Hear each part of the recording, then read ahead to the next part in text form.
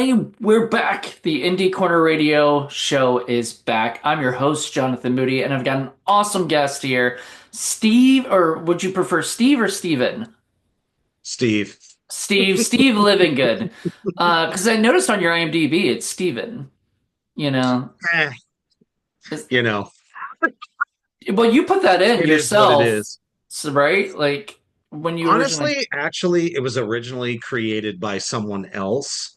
After I had done my first couple of music videos, nobody told me, "Hey, you might want to create, an IMDb for this." I'm like, "Well, I mean, I'm not really an actor per se yet, but so I just kind of like took it from there and then I built it up."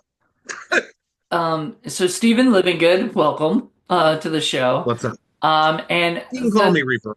Reaper. That's what everybody calls you. That's right. For And about the last 15 years.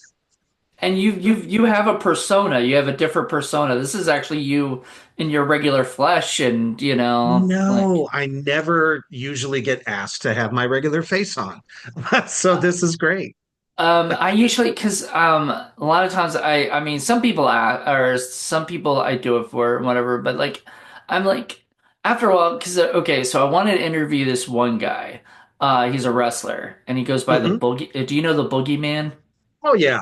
Oh Very, yeah. very, very well. Yeah. Well, so I went to interview him as the Boogeyman, and I Hmm. can't. You can't interview him as the Boogeyman. He just, he was just trying to attack me in the interview. I'm like, all right, well, that's not gonna work.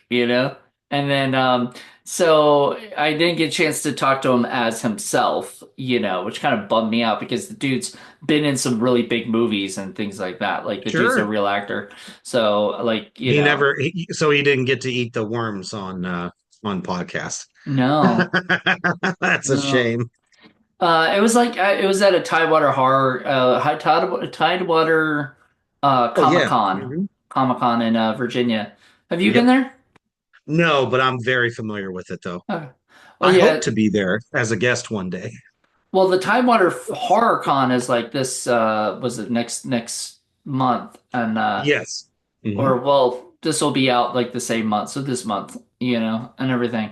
So I'm really excited about that. But anyway, uh, it's just always nice to interview people as themselves, in my Oh, opinion. dude, I love it. I thank you. Thank you very much. It's an honor to be here.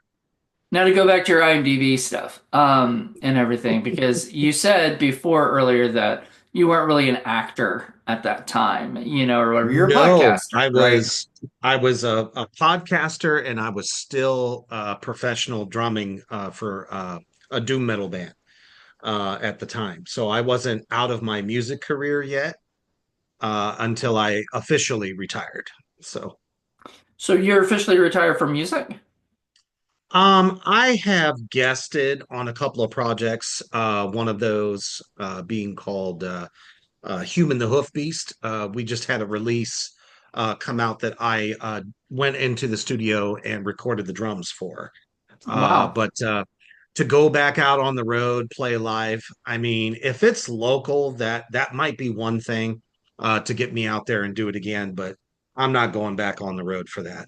No, I understand. I did Um, it for like 25 years. So, yeah, that's I get it totally. I just had the greatest time at a concert last night, so that's where I got the shirt. awesome. And dude, I missed it. I miss going to concerts. I haven't since COVID, like right, I think I went to one like pre-COVID and then after COVID, and it's not like I was scared of COVID or anything. It's just like once you're not going to these things, you just, Hmm. I'm sure you You feel the don't feel same. right. Yep, Right. you don't get that energy boost. You don't get the feeling of, the rhythm and the riffs. The power of the riff compels us. I can remember, it was my last band that right before I had retired, got pretty decently big in the underground across the world. And we had just formed right before COVID Mm. lockdown. And then we solidified our first album. Uh, and we were like, what the hell do we do now? We have nowhere to play. Right. So luckily for myself, I was like, you know what? This is the perfect time to take it to the net. And I have to thank COVID for that, Hmm. because it blew us up exponentially. We had people watching from Ireland, the UK, Germany, Russia, and we started getting asked to play on, live streams over the pond there, as well as doing our own live stream tour across the US. And we would put it on the internet, and it was very successful. It was the Nice. only way, that we could actually, I mean, obviously we couldn't engage with anyone other than the comments section. So it was definitely a different experience, but being able to get the music out, Right. and the album was called The Old Gods Awaken. Uh, Okay. and the band name was Black Tar Superstar. Nice. So, very nice doom metal project. I had done like 20, 22 years of death metal and extreme metal up to that point. And once we formed that band, most of us were like pushing mid 40s, almost 50. We're like, yeah, my knees ache, my back is killing me, my scoliosis is telling me I'm old. Hmm. So it was like, you know what? Let's get back to roots. Black Sabbath, Candlemass, um, Electric Wizard, like that type of metal, very fuzzy, but heavy. It was a little bit heavier. So It's funny. It's not, metal. It wasn't really my music of choice growing up. sure. Whatnot. I got into pop punk, obviously, and stuff. So that was kind of, I was more of an emo kid, and whatnot. But I had a lot of friends who were in metal bands and stuff. Hmm. One of my best friends growing up, he was in a band called Winter Solstice. I don't know if you ever heard of that band or Yep. whatnot. You have? Oh wow. And his name's Caleb, and I remember calling him up and telling him because I remember telling him I bought his CD. I think it Hmm. was at like Target, or something, and I was like, hey, I just bought your CD, and I listened to it, and he was like, what'd you think? And I go. I was like, it was loud and I couldn't understand anything you were saying, but I But pop liked punk it. isn't loud though. Oh, no, it is. It is. But I can understand what people are saying. Just They're not messing like, with you. but they're not like screaming or, a lot of times. And Hmm.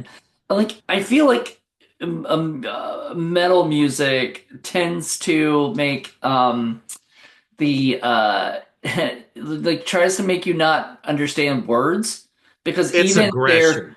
because even Um, their what is it the names or what are the titles and stuff for the band's names they're Depending made upon the genre. Yeah. yeah they can make it look like I don't understand I can't tell what that is you know Well, I mean, it's okay, so obviously I'm in the business of acting in horror films.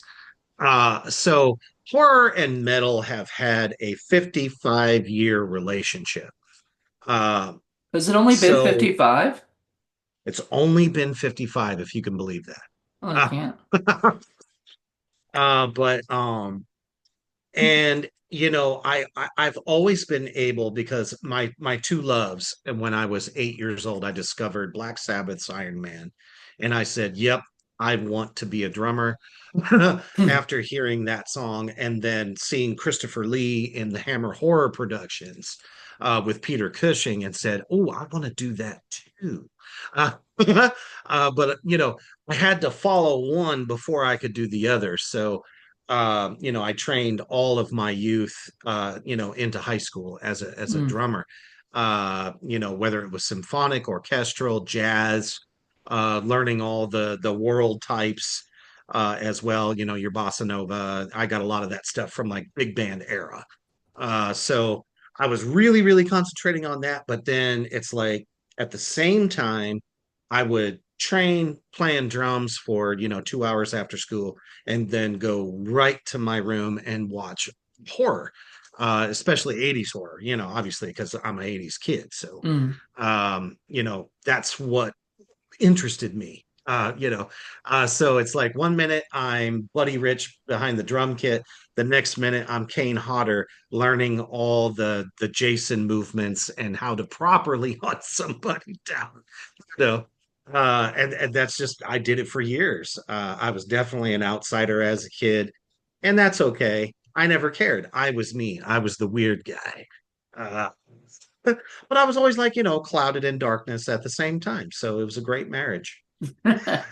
I guess that sometimes is the way it is because like a lot of people feel like they're on the outside. They think they do cloud themselves with darkness, and they, because they just they feel more drawn to that, or whatever. And Well, I mean, to me, it was more appealing than, watching Growing Pains, or something like that. It's like, dude, no, I'm interested in like knowledge and history, especially medieval history, Egyptian history and stuff like that. So I was always had a foot in the occult, even as a kid. And it wasn't because we were in that big mix of the satanic panic either.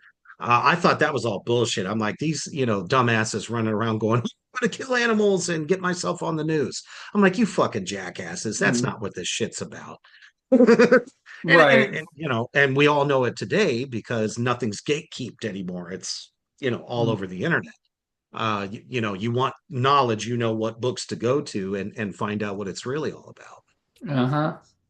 So yeah, well, and so you're like now it's Google. You can Google Right. everything. Back when we were kids, we had to do a little thing called like encyclopedia and had to Yep, look yep, shit yep. up and through the Had to read. library.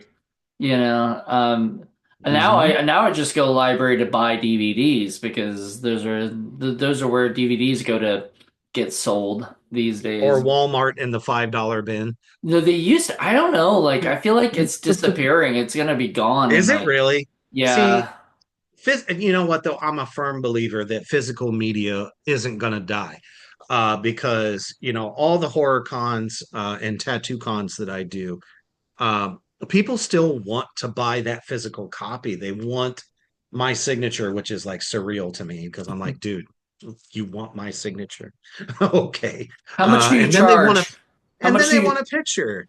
Honestly, I don't charge more than what the DVD is actually worth. To be honest, $15. Fuck yeah, I'll sign it. You want me to sign one of the T-shirts I got that you buy? Sure, I'll do that too. Selfies, I tell everybody, free. I'm not ever going to charge somebody who wants to get a picture with me, immortalize, that moment. I can't put a price on that.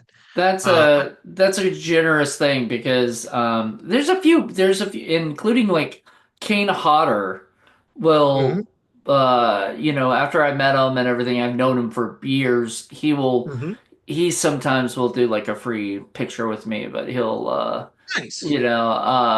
I probably should have said that maybe he'll be mad that I like admitted that but like he'll do it because Well, we've known each other for a long time and I was everything. gonna say, once you have that friendship, like I have with C.J. Graham, David Howard Thornton, my really really good friend, Robert Mukes, Robert Lasardo, those guys. I mean, we're like buddies. We don't even think about, oh hey, you were in that movie. Oh, you were in that movie. We're past all that. We're just Right. like guys that love to create, for the art of it. So All of those guys are great. they're fantastic. think I have Robert Mukes on my Facebook account if he's still on there.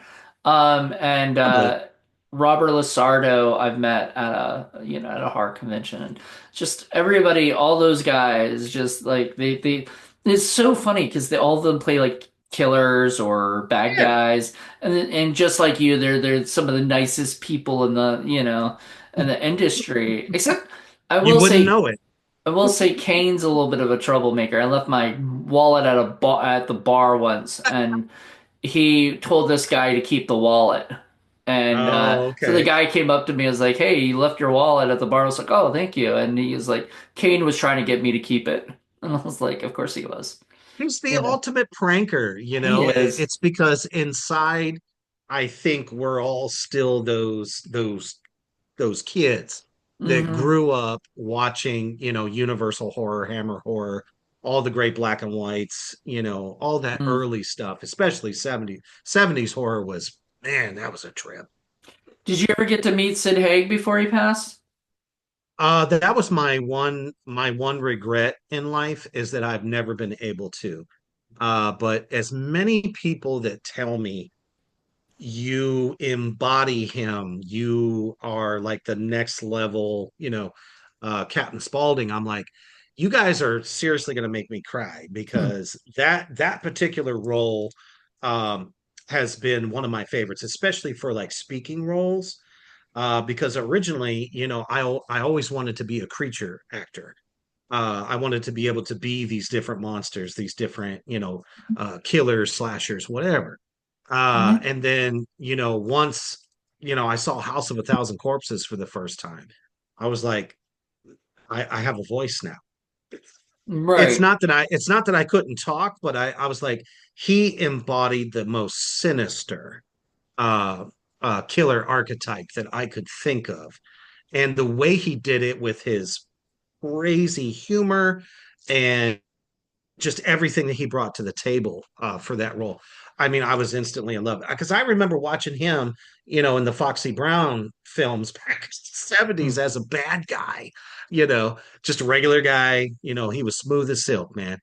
But seeing him in that role and then the way he delivered it, I think it really, I don't know, jump started something in me that I want to be able to have a voice to go with the evil that I bring, You know, to a role. him being like Jackie Brown because of that, and everything. Yep. I mean, just dude was versatile. One of my co-hosts for Indie Film Cafe, Paul, loves a spider. God, my brain is the spider movie that uses spider. That's Spider Lady, right? Something like that. I think so. Or is it Like Spider Baby? Spider Baby. That's it. That's it. Yeah. Yeah, and so Spider Baby, and he loved that. Like he loved that. Um, that Sid was in that, and when he met Sid at the convention, he just gushed over Spider Baby with him, got him to sign a Oh, sure. Spider Baby thing. So and everything. I get it. Oh, yeah. That there's this thing, and that's what you want to do, right? Like that's where you want to be is be up there like that. Um, I want to be able to play, diabolical characters and not get like pigeonholed, into one thing. You know what I mean? Where, a lot of people are constantly getting a call just to be this, like a cop or a biker or prison guy or something like that. I want to do a plethora of different types of bad guys because there's a lot of them. As a matter of fact, one of my upcoming films, The Clown Dies at Midnight, Hmm. Clown Harder. I'm playing a hitman for the mob. So that was always a dream too, because I've always loved mob movies throughout the years. Um, and Sopranos, like all that stuff. So that gives me a chance to step out of, my usual horror character and then, be this hitman that's got a lot of comedy to it and some action at the same time. Up to this point, I've been a zombie. I've obviously, Attack of the Corn Zombies, Return of the Corn Zombies. Uh, and then for my latest release, Grind, I played multiple roles, which was really kind of fun. I'm so glad that Mark Cantu was like, yeah, we need to have you do this, this, this, and this, and then you're going to be in the big ugly suit, which was Ginger Lynn's body double. Nice. Because she gets, infected and turns into this, damn near 9 foot, demon. And I mean, I was like, sign me up. And it turned out to be one of the best experiences. And then I was also like an infected that got infected in the theater. Um, and I had a great scene with Daniel John Kearney fight scene. And that was just so much fun. I get to puke on him. It's great. That sounds awesome. And and that's the fun thing, like, because I've noticed you have a lot of upcoming films and everything, and a lot of them Mhm. seem to be like either in post-production or production at the moment, and I think that's amazing, because when an actor like then you're expecting like you'll have like maybe like 10 movies come out in the same year, like it feels That's what like. it feels like, you know. Yeah, Uh, and then I've talked to tons of actors, actresses that have said, "Oh, I shot that like 3 years ago, and it's still not out." You know what I yeah. mean? It happens like that sometimes. That's currently where I'm at with Death Bike, which was just awesome to shoot. Love Texas. Love you, Texas. Uh, um, it's still going to be probably another year, maybe two at the most, before we see the light of day on that. But at the end of the day, it's about the passion. Uh, it's not because, ooh, I want another DVD on my table to sell. It's not that. I mean, obviously, I do want people to see it, but the most important thing to me was that experience, living in that moment, embodying that character. And then when it comes out, great. I will push it to the nth degree. I wish all actors and actresses would do that. There's not too many of us that really, really try to push them. I think that's what separates the art from the paycheck, if that makes sense. Right. And and I noticed that like a lot of actors will or actresses will post every day will post like things about the projects that are coming out and everything. Absolutely, And sure. to me that's amazing, but then you see the ones that don't and you're just like, should I hire them? Because like part of it is like when you get to be like Jennifer Lawrence status or something like that, Oh, sure. or whatever, Mhm. you don't really need to do that anymore because people are going to go see your movies regardless, and those Right. movies are going to be seen regardless. But when you're at a level like we are, where you need promotion, of it and everything. And if people don't promote it, how do people see it? How do people know it's going to come out and everything like that? Exactly. I have a lot of people that are going to be that are in the new Scary Story Slumber Party one that we did, and that's Oh, coming out in cool. November. And I'm Oh, I can't hoping. wait to see that. I've been watching the progress on that. Oh, thank you. Yeah, we got a lot more people than I was expecting that are in the film business that indie film scene that like like Angel Bradford Sure. Hmm. and Lydia Manson and people I just absolutely everybody on that I've adored, so working with and can't wait to work with again, that kind of thing. That's But awesome. yeah, which doesn't always happen, honestly. I'm sure you've No, had moments where you're just like looking at you met somebody who you might have liked or whatever, and then all of a sudden you work with them, and it's not the same as the way that you perceive them online, and you don't have to say names or anything like that, or whatever, because that's or it's not.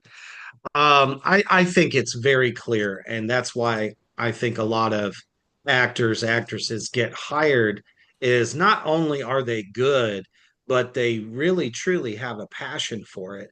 So it's like if you're going to take a role, why wouldn't you want to see that film be successful?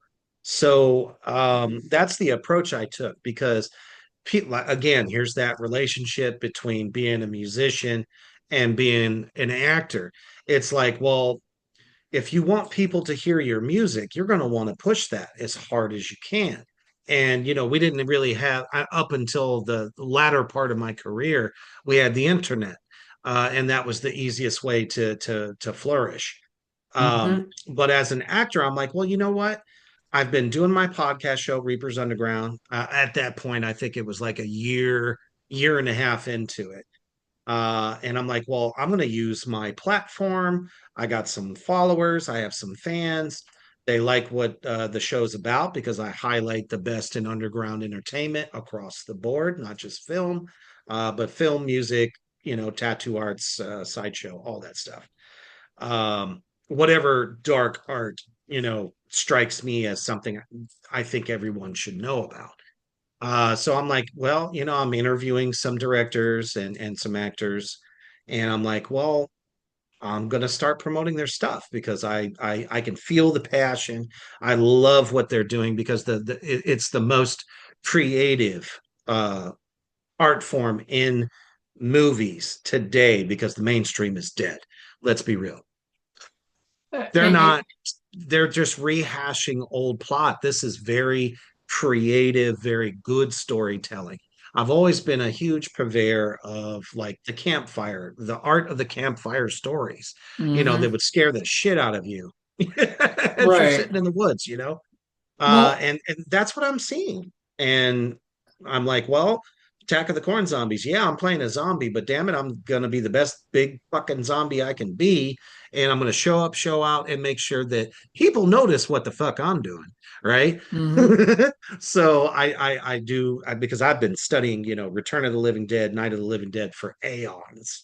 And then I was like, oh, I'm so excited. Yeah. And everybody's like, but you were just a zombie. I'm like, well, without us creatures, zombies, you wouldn't have a film. You're right. I'm like, did you forget about Creature from the Black Lagoon? All the zombie movies, George A. Romero, all that stuff. It's like, if you don't have the zombies and if they can't bring it, if they can't frighten you, you don't have a film. So Mm-hmm. I said, I'm going to push this like crazy. And they all looked at me like, he's really like pushing this stuff, right? And then I went on tour and I started selling the DVD, and they're like, holy shit balls. This guy is really trying to help us out. I'm like, well, don't you want it to be successful? Well, that's true. Like, So, I don't understand that like whole thing of why wouldn't you want the zombie to stick out and be and for the guy who plays the zombie. Now, or okay, gal. so I've seen people at horror conventions back in the day that would be like zombie number 20 on Walking Dead, and they would have their own Yeah. booth and table. And I was always like a little bit like, Okay, I mean, if you did other stuff too, like great, but like I'm sorry, I'm not gonna pay $20 for an autograph of somebody who was was just in that once, Hmm. and stuff. Like, you know what I mean? And that I can understand, but like I still love that they push, that they Sure. did that and they're Hmm. proud of that. Some people leave extra work off their and that is, I mean, a lot of times it's featured extra or extra work as being a zombie because you have no lines and you're kind of sometimes you don't even get well, no, if you're a zombie, you probably get credit, I would imagine, Oh, no, because you definitely get credit. Yes, you yeah, do. you know. Absolutely. But you're an extra in it, you're not one of the main leads, or something like that. But Hmm. but you're still part, like you said, you're still part of the movie. Like without if there's a movie called something something zombie and they don't have zombies, then that's not that's like false advertising. Though there was a movie, and I won't say what the name of it is because don't want to get in trouble. But there was a movie Sure. that was supposed to have a creature, had the creature on the cover and everything. You watch the movie, no creature whatsoever. And Oof. then Whoopsie. I found out from somebody by doing some spying work that talked to the director and found out that they decided, or they didn't decide, like they were supposed to have a creature. They had like a creature costume or whatever creature uh thing, ready for it. And then the producers forgot to send it out to the filming location. And so they just worked Ooh. around it, made the whole movie without it. Well, then all of a sudden it became really low on that, IMDb. Everybody, Mhm. said negative things in the Oh yeah, reviews. that's a good way to kill the project. Yeah. I mean, It's producers like a get heavy metal album that's got a badass cover, but the music sucks. or that doesn't play heavy metal music at all. If they start just That's playing, happened too. they play polka music, and you're going to be pretty pissed, because you paid for a heavy metal album, and then you get polka music. It's the Right. same thing to me. Like, uh, they tried to say like they try to do it like Jaws, where you just don't see the creature or whatever, but and all that, and I You don't. have to have it. Yeah, It has to make an appearance somewhere. especially if you Um, actually have it, like it yeah, I mean exists. it's like having a Friday the 13th without Jason. Can you do that? We did No. it. We did No. it. We did it. The first Sort one. of. We did it the first Yeah, one. yeah, that's true. But I that's mean, before, Jason became iconic. oh, and we did it again in part five I was going to say when technically the new technically beginning. the new beginning did have it too. So part one and part five were technically without the real Jason. Exactly. But part Yes. five, like you see Jason the whole time, so you think it's really him, just a grieving dad with a machete, and a mask, like I mean, I totally understand that, but like, you know, Well, um, and that goes back to the earlier point as well. Some of the greatest characters in horror never spoke. mhm, yep, like Jason, for sure. Or Michael Myers, Leatherface. Freddy was like the first one to be so interactive, which I think really helped amplify that character. Plus, that was a very original idea too. Wes Craven was very forthright with creating Freddy. Yeah, and Chucky had to speak because, Chucky as well, yes. but Hmm. and Ghostface, we all, I like there are some people who hate Scream for what like it Sure. for what sort of it brought, because it brought this like mainstream uh like quirky funny like stuff instead of like more serious horror. But I love Scream. Like Scream was the movie that got me back into horror films. Franchise. It was the thing that really saved horror, I think, in the 90s Hmm. was the fact that that first Scream came out. And I think at the same time, because obviously there were a lot of moments in Nightmare on Elm Street series where Freddy was hilarious. Audiences would cheer for him, have a laugh at some of his one-liners. So I feel that Wes Craven really understood the relationship between comedy and horror, and that it can still be gory and all the slasher goodness that you want it to be, but you can be funny at the same time. I mean, he took that from one of the greatest independent films of all time, Army of Darkness, and Evil Dead 2, the greatest, one, well, I should say one of the greatest comedy horror films of all time. Right. Was it yeah, so I always kind of joke about how I think like Wes Craven killed horror and then also brought it back to life, because the one of the last horror films before that one became Mhm. famous was Vampire in Brooklyn, which was so awful. But it And he, was awful in a fun way I guess if you want to because it call was it that. fucking Eddie Murphy. I know, but it was like it bombed so badly, and people are Well, of like, "This course is," it did.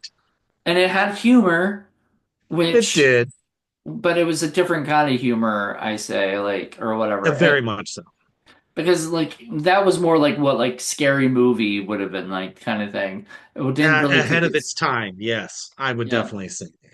If something like that dropped today, and as a matter of fact, there was what was it? Netflix, I think, made an all original film, probably about 5 years ago, Vampires in Brooklyn, and it was these kids that lived in Brooklyn and became vampire killers. Oh, okay. So awesome. And people liked it. They enjoyed it. Now, back in the heyday of horror, sure, no way.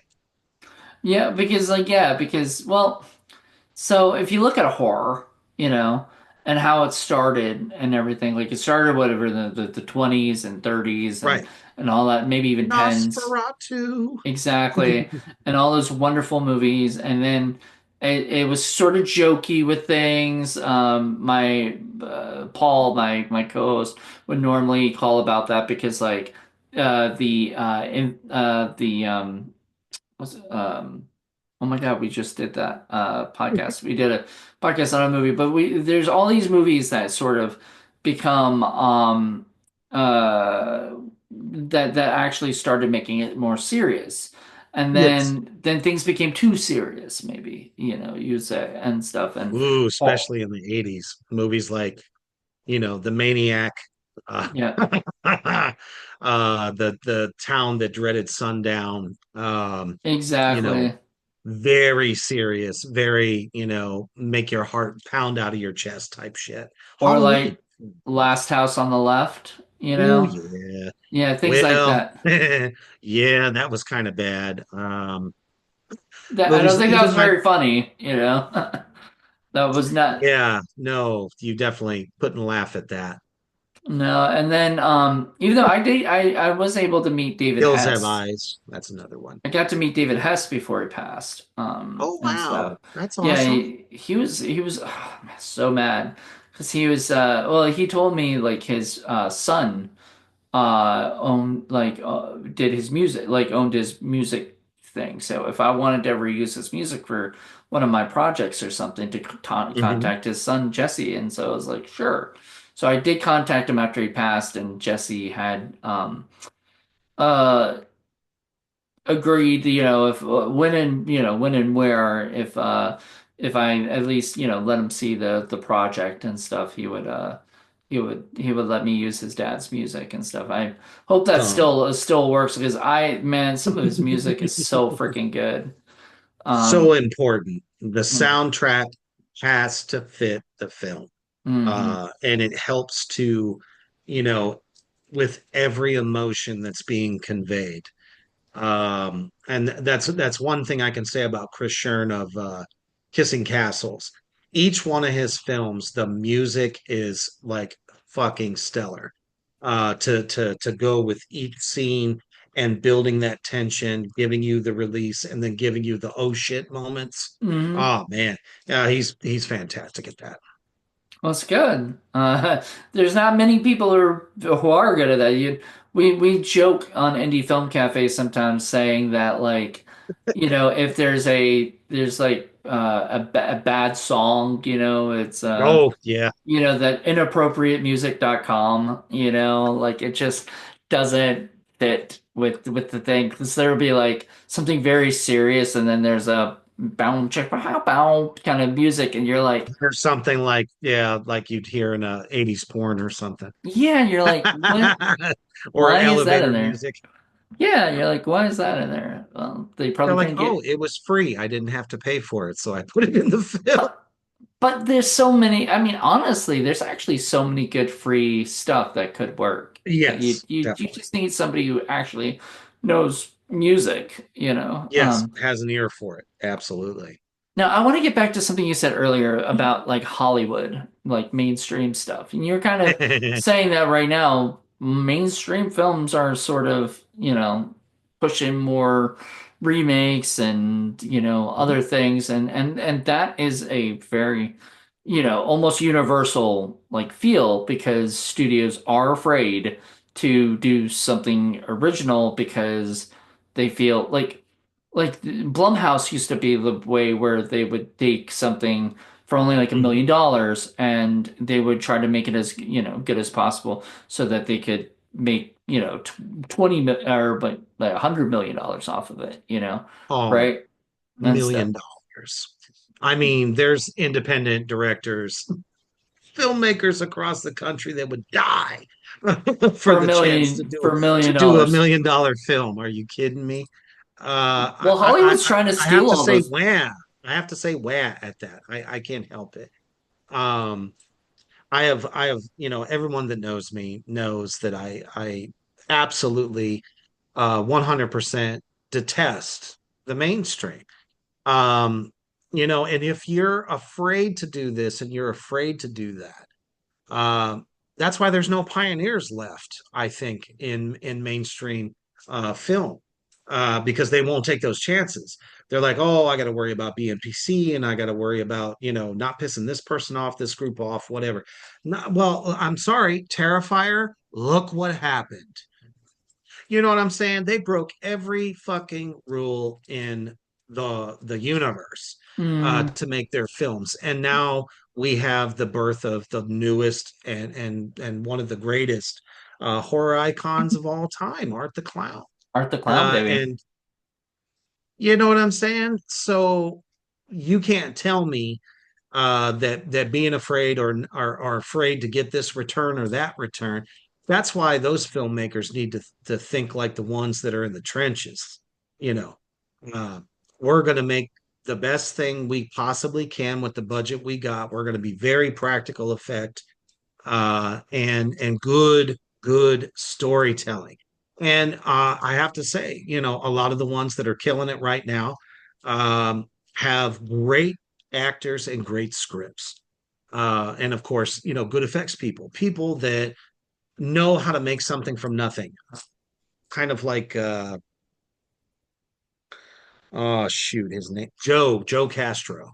Joe Joe Castro Castro. taught the indie world that you can make something with limited materials and make it good as long as you have vision.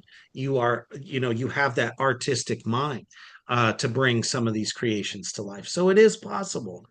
Um, I will always wave the flag for that. I've had people ask me many times, well, what if you were offered, a role in, let's say, like a Marvel or DC universe kind of thing, or, something like that, something that would be more mainstream? I said, I'd turn it down. They're like, you're crazy. I'm like, no, I'm not, because I know there ain't no passion there. Right. Not Well, like, not like what you get on an independent set. and a I don't lot like being censored either. So, yeah, and a lot of it is they don't push anything because they're PG-13, right. right? And they want everything for kids, not for the adults or whatever. And I don't mind that for like a Marvel movie because like kids are supposed to watch those, and everything like Well, that. yeah, So, and they should. They right. should. Because I mean, a lot of us grew up in the comic book era, and the Star Wars, Star Trek, all those types of movies where you had some of these Sylvester Stallone, Arnold Schwarzenegger. They were heroes, legit heroes. And there were also, women as well. So not to just say that men Oh wouldn't yeah, be Alien. heroes, but The Alien oh movies. man, that's prime example number one. Sigourney Weaver, to this day, in my opinion, bad fucking ass forever. She and God, Linda Hamilton should be in a movie Linda together. Hamilton, Both yep. of them being like bad, like they should be like sisters who are fighting something. Like I would watch that. If Hollywood made Jamie a Lee movie like that. Curtis. Jamie, I love and look, I'm probably the worst one to talk to about this stuff because I'm a Disney guy, like I I'm a I Disney guy still too. do. You would never know it though. Yeah. Freakier Friday I just watched. And a friend of mine's house is I actually hope it used. was good. I really do. A friend of mine's house was used in the movie, so I Oh was like wow. super excited about that. But she like told me about it when it was happening and everything was like shh. And then That's she went and awesome. told about it afterwards, so I'm free to say that. But Hell yeah.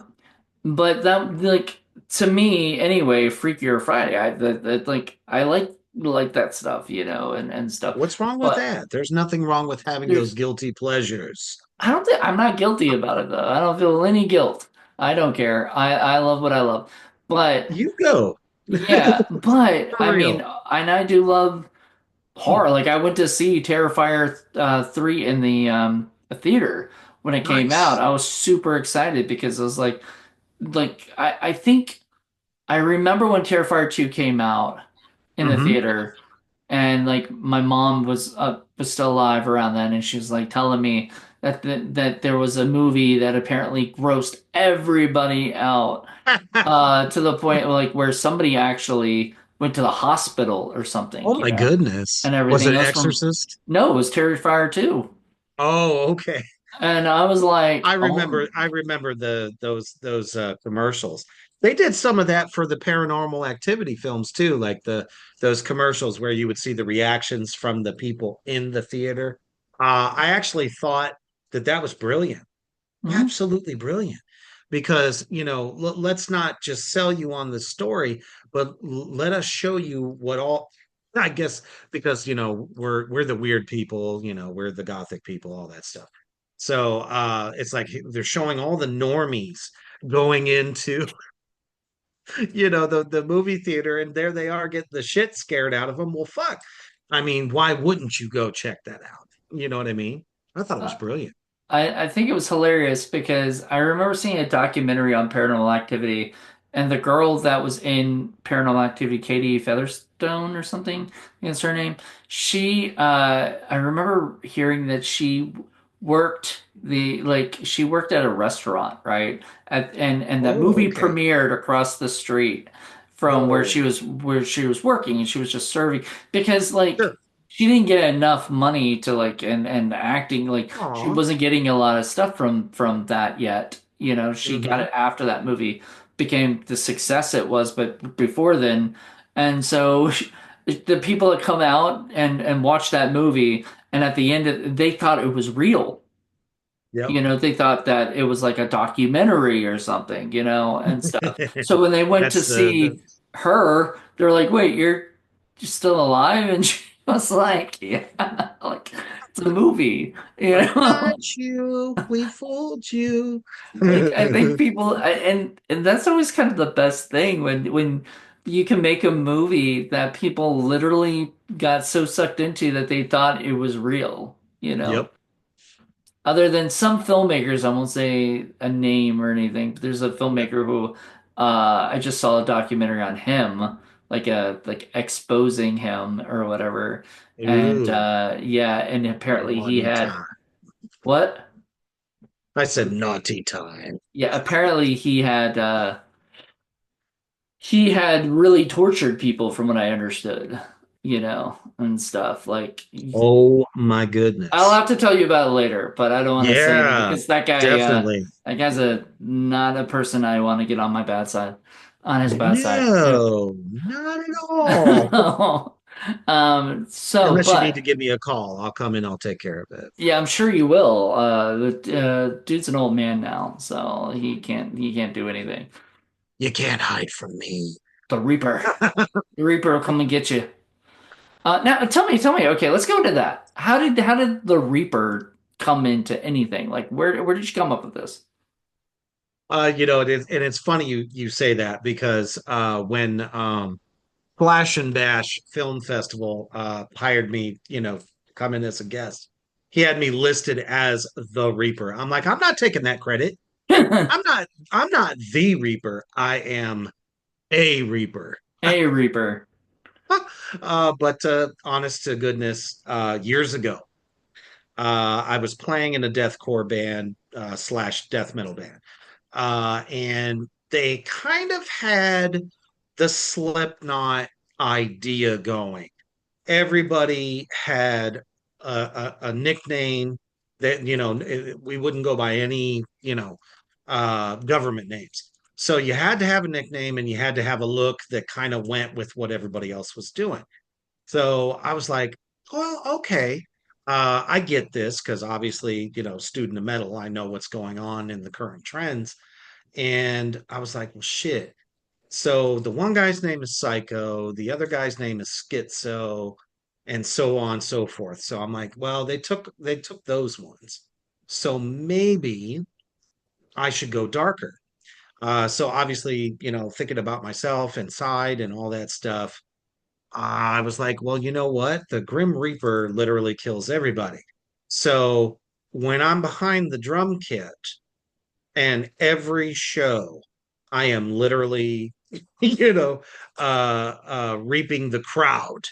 with my skills and whatnot, giving them the beats to make them, get in the pit and circle pit and kill each other.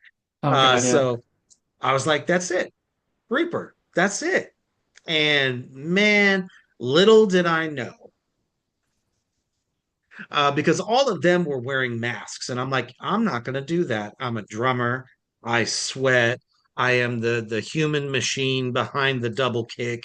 And I'm going to sweat profusely. You throw a mask on this dome, I'm going to sweat to death for I know. And 45 then minutes you'll to an then hour. you'll actually meet the real Reaper, you know. Right. I'm sitting here going, dude, I'm going to die of heat exhaustion, because the lights on the stage, man, especially in small clubs, we forget about it.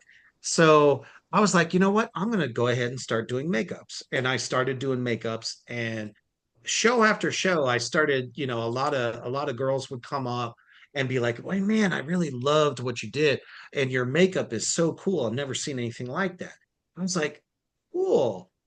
Because I wasn't really doing anything that looked like black metal at the time. So what I was doing was kind of like an homage to one of my favorite punk bands of the 80s, which was Sam Hain, Glenn Danzig after the Misfits, after he left the Misfits.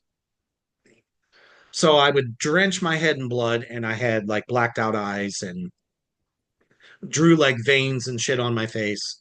And people were like, "Man, that's really cool." So for like the whole next 5 years that I was in that band, everyone just called me, "Hey, Reaper, what's up?" Well, in makeup, out of makeup.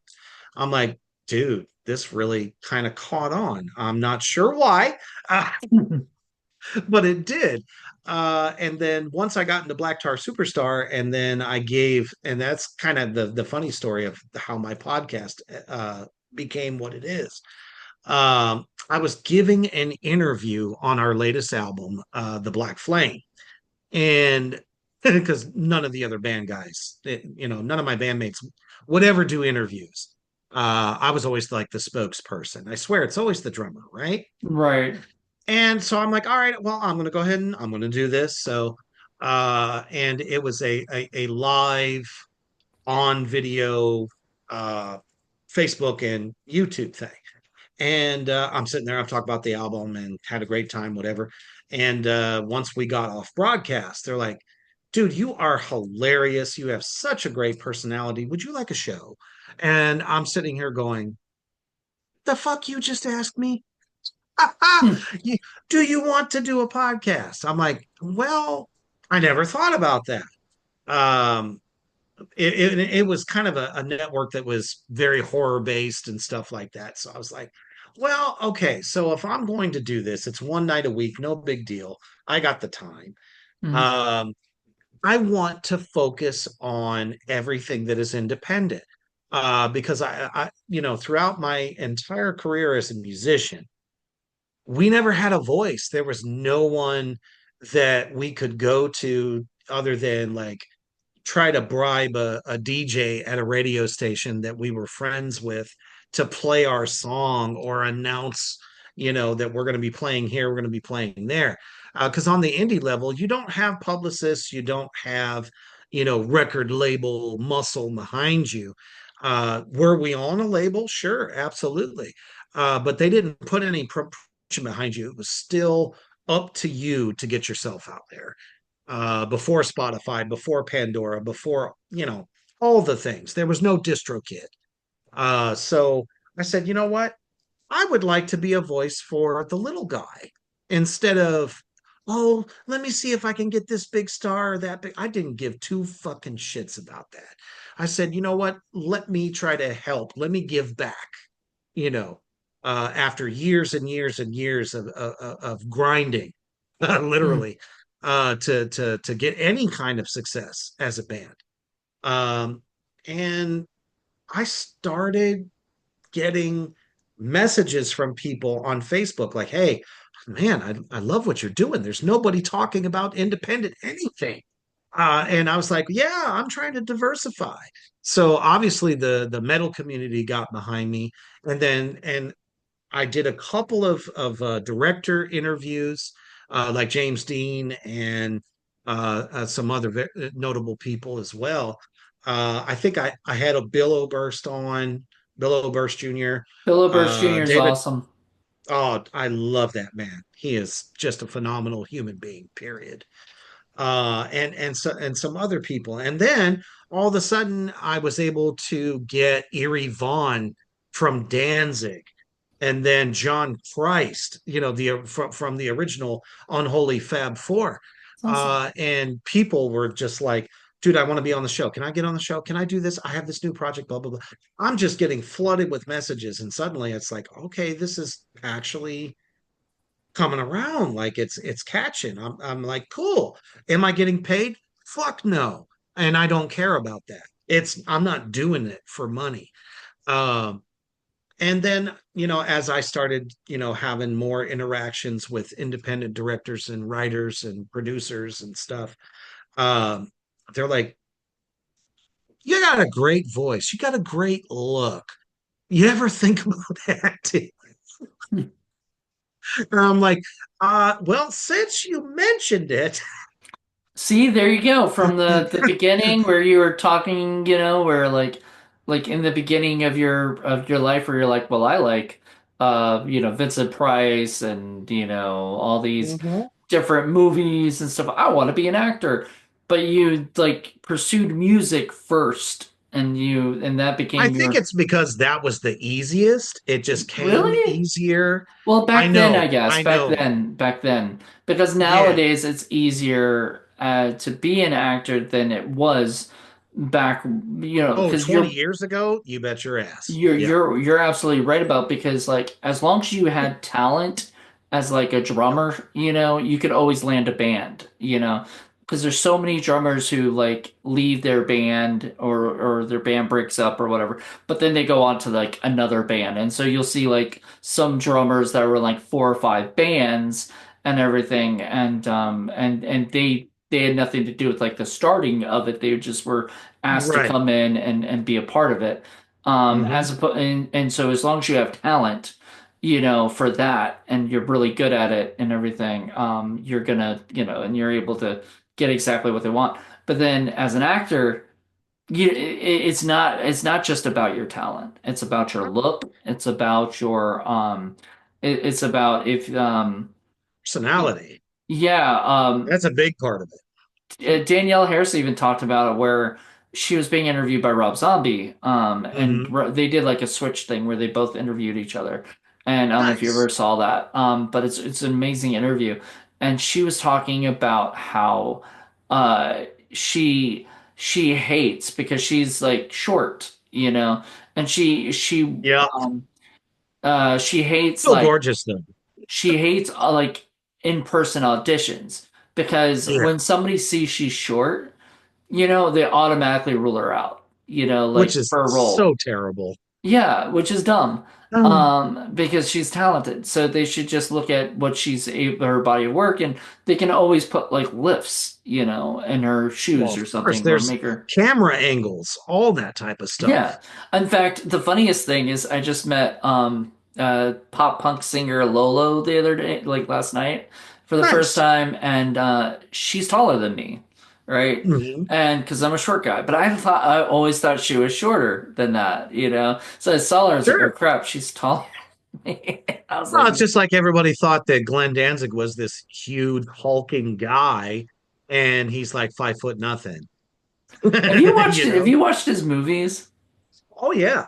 One of them I love. I absolutely love, Which and one? it was his last film, Death Rider in the House of I Vampires. haven't seen it yet, and my former roommate It's was yeah, in it's kind it. of hard to get. She Um, oh, okay. Yeah, so Well, my former roommate that's awesome. Jackie, yeah, she was talking to me once about how she was I guess she was riding on a carriage in a carriage or whatever in Yeah, one of the yeah. scenes, I know the scene. Yep. Yeah, she was one of the girls in the carriage or something. I don't know. I don't know if there's multiple girls, but she was in that. And so she was talking about how she got to do that and I was like, "Really?" And she's like, "Yeah, and that Danzig movie we couldn't even remember the title for because it's so long, Death Riders in the House of Vampires or something." I think And it was based on one of his comics, right. if I remember correctly. We So did review Veronica and we were like, so maybe then I love anthologies, I do but too. in this case, I don't think anyone that didn't know the comic would get it. Yeah, I never read the comics, so I can't say like Although the I Elizabeth Bathory sequence at the end, I enjoyed that. That was probably my favorite. there's Um, just maybe a little bit of like continuity issues and other issues like yes, but that stems from that was like yes, his first film, it and was. stuff. And He was never a director, so he's you know what I and mean? he's out there doing it still. I mean, it's just like, you were saying you wanted to be an actor, you went out and you became an actor, and did that. But Well, like, people ask me all the time, how do you get into this? I said, why don't you go and start as an extra? right. And it's not from a place of, oh well, you don't have no talent, so fuck you. No, it's not that. It's if you're putting in audition after audition, but yet you see something that says, hey, we need extras for this, especially if it's like a demonic film or a creature film of some sort, and they need like a bunch of people to get in latex and makeup and all that stuff. Right. Fucking do it, man. Because if you go and do it, other people might notice you. Mm-hmm. Um, and especially if you sell it, yourself, sell yourself as, hey guys, this is my first film. I want you to check it out, blah, blah, blah. You don't necessarily have to have a following. You don't have to have an OnlyFans. You know what I'm saying? You don't have to have all that shit. Just try. And man, that's always been my thing. Kick those doors down. Those doors ain't gonna magically open for you. If you get to know some directors, you get into some of these indie groups where casting calls are coming through. Uh, Try it, Mm-hmm. because nowadays directors are so, with the whole Indiegogo thing and raising funds and things like that. If it's close to you, within like let's say 6 hours of you, go, just Yeah. do it. Just, you know, that's when the magic happens, because if you're not seen, they're not gonna know. And if you're trying to put together your own reels and stuff like that, I mean, that only gets you so far. But if you can actually say, hey, yeah, that was me and such, or, a small bit part, you're not going to be a co star. You're not going to be a star right off rip in a role. It just doesn't happen that way. Mm. You know what I mean? I mean, They you look want at to all know that they can actors. count on you.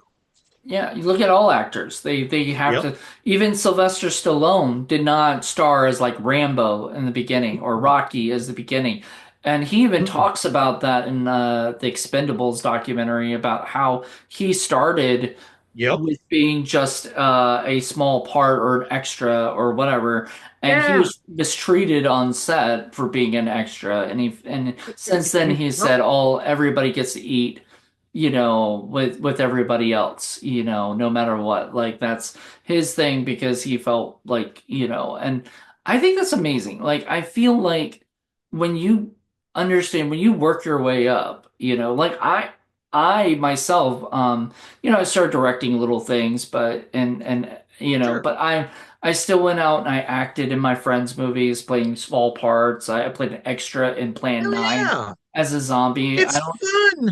Yeah, I got killed by a zombie. I Oh, mean, how cool. yeah, like how fun is that? I'm Yeah, not an actor. Like I don't like I'm not like seeking out roles, right. like if they happen to come my way, I do it, Yeah, go you for know, it. right? Sure. And I feel like everybody should do that but I think, if you want to be a real actor, there's a lot more that you have to do. Oh, sure. You can't just go, okay, I'm gonna You wait have for to have somebody. presence. Yeah. You know, um, Look is important. Don't get me wrong. But I don't But think that's so important. It's can you deliver the lines? Can you bring these emotions to the mm, table? Can you work well with others? that's a big thing too, Huge. because yeah, don't be a diva. Like, don't do that. I've had a couple divas on my sets, and Have you? I'm so yeah, sorry. no, but like they're learning experiences because you They learn are. do not, Sure. you know, and because you don't know, like I don't audition everybody. I don't audition anybody.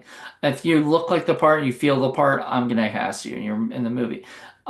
So when you get them down, there's going to be people who take over the set or try to take over the set and stuff. And, No, I'm the guy that's going, hey, I don't have a scene right now. Do you want me to hold, this light here? Do you want me to hold a boom mic?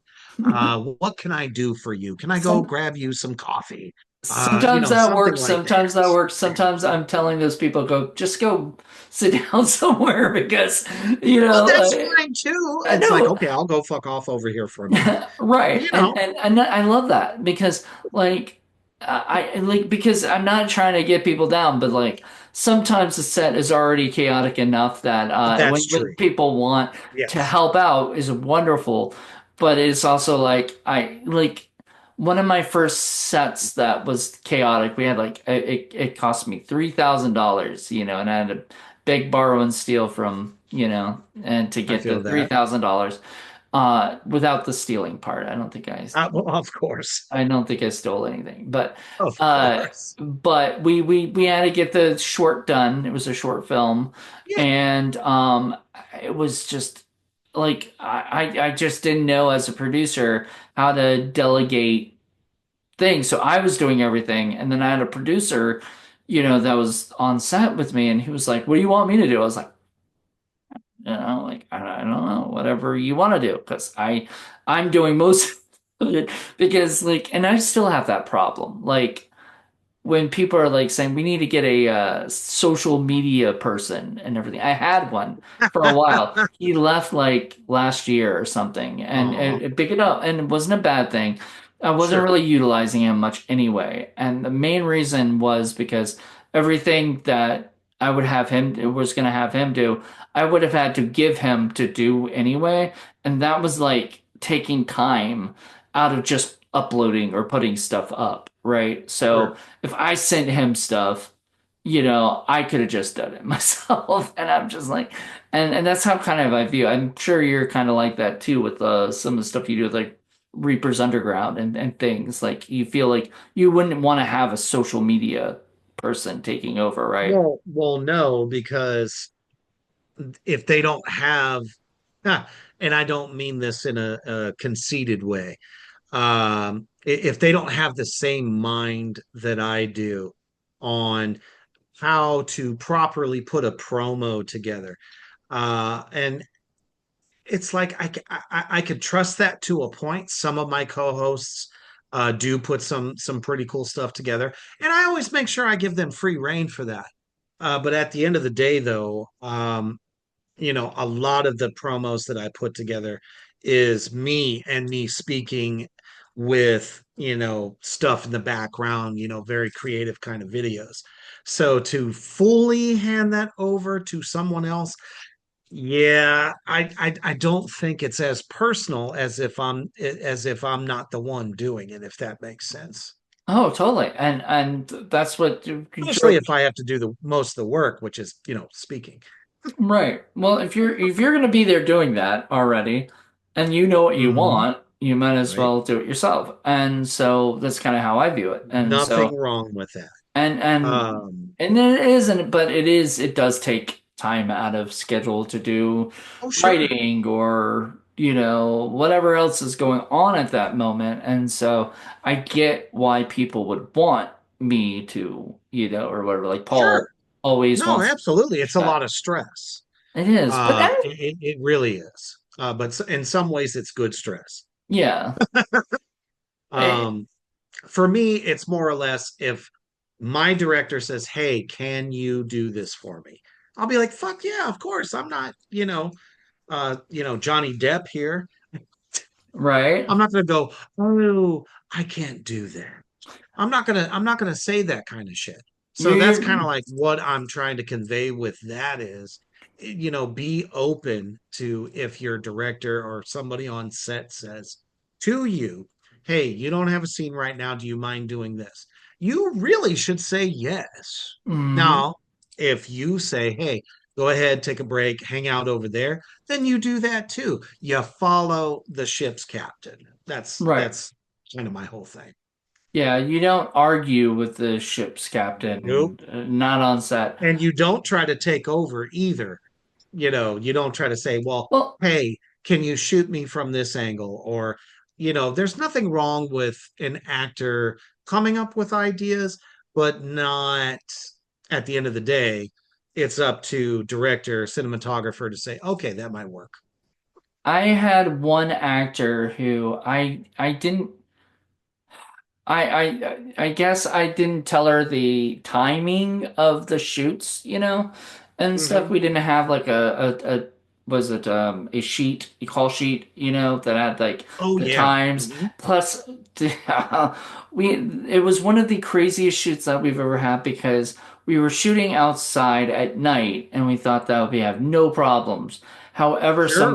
somebody was working on a roof of a house and drilling at Shit. fucking 10 o'clock at night. No. Yes. Oh, that's And insane. right. And like What? that's not normal.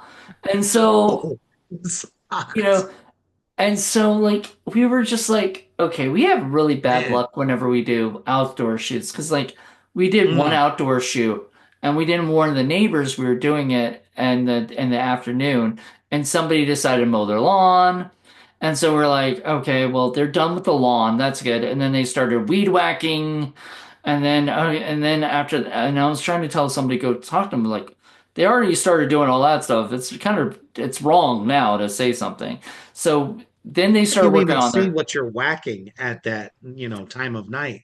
and well, so no, that was during the day, thank God. Oh, But I'm saying like we've had shoots like that. Like we've had bad shoots. So mm. somebody doing it at 10 o'clock at night, this was like I felt like this is like God fucking with us at this point because like that just doesn't happen, So we were just like, okay, so we had a bad night for that, and it was getting later and later because we had to keep pushing things. We should have went inside and shot things inside, but for some reason we waited because we thought the guy would be done, and that just took way too much time. And then it took time for the actress, so she had to go to bed early. And so she had to wake up and work in the morning, and stuff. So I was like, Yeah, that's kind of and she rough. had to tell me that, Adulting. and she kind of came off a little like she was a little mad at me at the time, Oh, come on. but understandable because she had to, I knew everything, I knew I messed up too. Like I'll take blame in it. And so I told her, it's okay. You go to sleep. We'll just work your stuff tomorrow. Like for the rest of the stuff, we'll just kind of put all that stuff there. You go to sleep as long as you're okay with us shooting still with all the other stuff because we had a guy who wasn't coming back the next day. So we had to get him out. Gotcha. That was why, it took longer and stuff for him. So we had to get all his stuff done because he was from like 2 hours away. So he needed to go, he needed to Oh, go home. understandable. Sure. Yeah. And but I get that, like, and I'm sure you get stuff like that when you're on sets and stuff like people, and a lot of times directors have to kind of work with the actors on things, For sure. Yeah. Especially when a lot of us are way from out of town. Because as you know, I pretty much shoot anywhere, Pennsylvania, Texas, Chicago, St. Louis, Kansas, you name it. Um, it's like, well, if you're there for the whole weekend, it's like if they, go overtime, who cares? Mm. You know, you really should prepare accordingly. If you're local, yeah, definitely let your directors know, let everybody know, hey, I've got this much time and then I have to be at work at this time. But I think if you're trying to act, that you would kind of prepare for that in advance. Because I work a regular job myself. I'm going to make sure that, hey, I either have PTO time so I don't have to worry about dragging my ass back, to make it the next day on time. As long as communication, that's Right. the biggest thing, because that's what builds a set family. Everybody communicates. Hey, the girl apologized Well, afterwards, that's good. like the next day, Yes. sort of saying she was just sort of tired and she was ready to go to bed at that time and all that stuff. And I told her that no, no, I said you were absolutely right, and you had no, like what you said, how you handled that. That was understandable. Like you weren't it wasn't her being a diva, it Well, was her that's good. and she was from out of town, so she had to work her like she had to do like Zoom her regular job in the morning Sure. because she wasn't really getting a paycheck with us, I mean, yeah, I trust understandable. me, I understand that. So I was very happy, like she That's was, good. like and you're right, it's communication. If she didn't say that to me and she just was angry at me, behind my back, telling people whatever, I how would I know, that I fucked up, Right. Like I think that is a good thing. But anyway, I did want to ask this one last question before we get into one more thing, and then we're gonna be Sure. done. We're gonna wrap it up. But Absolutely. you Hey, said I'm here for you all night, brother. You okay. know it. You don't have to leave right now, and Nope. Sure don't. um. So you were talking about earlier that you do a lot of movies from different, in different locations and different stuff. Yes, sir. Mhm. Do you love to like explore when you're like on like say you're at a place you've never been before? Do you like to go get like an Uber or have somebody drive you around and check out some of the sites and stuff?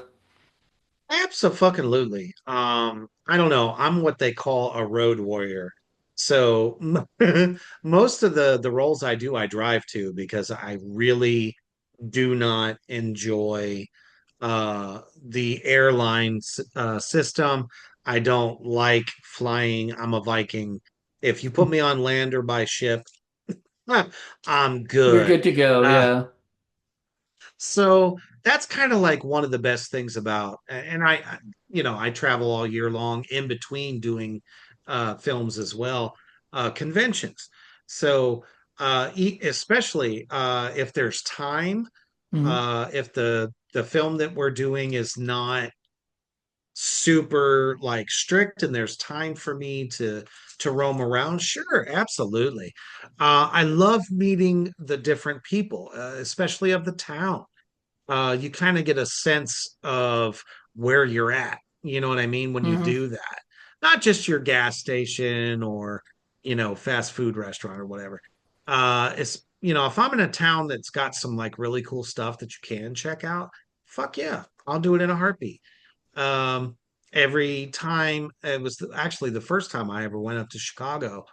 There's a world's largest truck stop, Mm. uh, and it's in Iowa, and it's called Iowa 80. And this thing is literally a landmark. It is huge. Probably one of the coolest places I've ever seen. You can get gas. They have a sit down restaurant on the inside. You can do multiple shopping of just about everything you could imagine. They even have a weapons section. So it's like you know what I mean? You can get your latte and then grab a battle axe. Nice. All in the same place. So yeah, that's one of the things that I have noticed on a lot of my travels, is a lot of really cool, like, didn't know it was there places. Especially when I shot Killer Cops down there in Waco, Texas. Whatever's left of the Branch Davidian place. Uh, Mm. Nice. we were able to go and see that. So yeah, I do like to explore. I like to get a feel for where I'm at. Sure, absolutely. Awesome. I love that. That's really cool. I think that's great because I'm now kind of like I think so I went to Gettysburg for a horror Nice. convention, and Okay. uh I generally, and I still do this, but I just generally stay in the hotel, right? I Oh, don't go sure. explore. But I was with some friends and they were like, "Hey, do you want to go get out of here and go check out some of the battlefields and stuff?" And I was like, "Fuck Hell yeah." yeah. Like you're in Gettysburg, you gotta check out some history, man. I Why live not? It's there. I live in Williamsburg, so I would expect that people who come to Williamsburg for the first time for horror conventions, which there are a few, would go to would go to Colonial Williamsburg, or whatever as part of their trip. They Hell would do the yeah. horror convention, but then they go check out Colonial Williamsburg. I mean, it's that's what I love to do when actors come on set and we have time. We did this with the actress Oh, Julian okay. Jean. She was in The Final and Spirit Camp and a bunch of other Cherry Bomb. She was in a bunch of great movies. And I was doing her music video, so I had her. We had some time before the night shoot, and she was like, "Hey, I want to go check out Clay and Williamsburg," and I was like, "Yes, all right, let's go."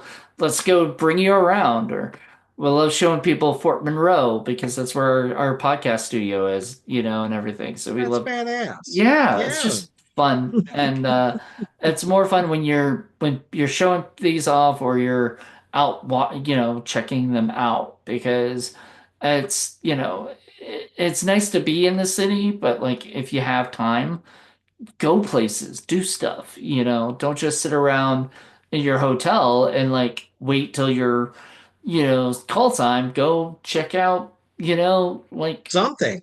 Find the cool little dive bar, or something fun like that. yeah, Um, definitely. just kind of get a sense for where you're at. Another thing I like to do, I know, but that's because it's me.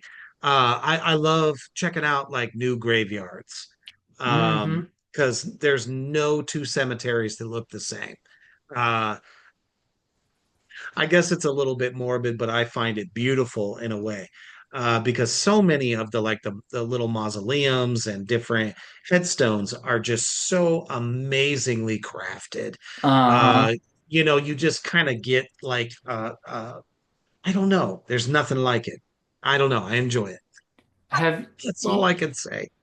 I was actually, it's funny because yesterday my friend Nicole came to the concert and Hmm. I didn't know exactly how to get back to my car. It was like Ah, GPS was sure. being kind of a dick to me and stuff. So I was trying to figure, Gotta and love them. so yeah, so I was trying to figure it out. And she said, "Yeah, right." I asked, "Do you mind if you like we go to your car and you could drive me to my car, and stuff."